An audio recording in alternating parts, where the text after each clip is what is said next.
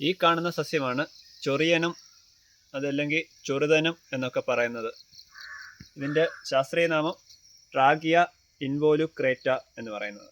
അപ്പം ഇത് നമുക്ക് നാട്ടിലൊക്കെ സുലഭമായി കാണാൻ സാധിക്കുന്ന ഒരു ചൊറുതനും. അതായത് നമുക്ക് ഇതിൻ്റെ ഇലകൾ നമ്മുടെ ശരീരത്തിൽ കൊണ്ടു കഴിഞ്ഞാൽ നമുക്ക് ശരീരത്തിൽ നന്നായിട്ട് ചൊറിച്ചിൽ അനുഭവപ്പെടും. എന്നാൽ ഇതിനെ കൊണ്ട് പഴമക്കാർ, അതായത് പഴയ ആളുകൾ തോരൻ വെക്കാനായിട്ട് ഇതിൻ്റെ ഇല ഉപയോഗിക്കുമായിരുന്നു. അതായത് ചീരക്കാട്ടിലും അപാര രുചിയാണ് ഇതിൻ്റെ ഇലയ്ക്ക് തോരൻ വെക്കാൻ. അപ്പോൾ ഇതെങ്ങനെയാണ് തോരൻ വെക്കുന്നതെന്ന് പറഞ്ഞു കഴിഞ്ഞാൽ, ഇതിൻ്റെ ഇല നമ്മൾ സാധാരണ ഇത് പിഴാതെയാണ് ചിലർ ഇതെടുക്കുന്നത്.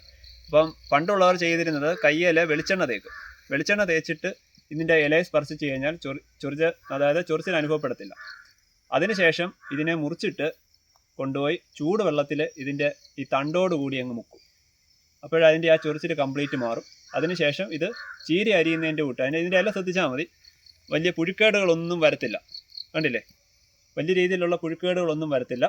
അപ്പോൾ ഇത് നല്ല രുചിയാണ്. ഇത് തോരൻ വെച്ച് കൂട്ടിക്കഴിഞ്ഞാൽ നല്ല രുചിയാണ്. ഇത് നിങ്ങളും ഒന്ന് ട്രൈ ചെയ്ത് നോക്കണം.